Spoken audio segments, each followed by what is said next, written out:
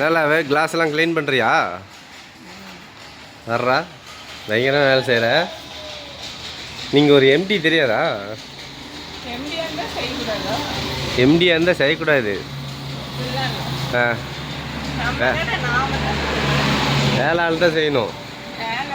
ஆமாம், ஒரு ஆள் வையே சம்பளத்துக்கு. கூடி சீக்கிரம் வச்சுட்டு நீ ஜாலியாக சுற்றிட்டுக்கணும். ஆமாம். ம், ஓகே ஓகே. ஆஃபர் எதுவும் விட்ருப்பியாட்டங்குது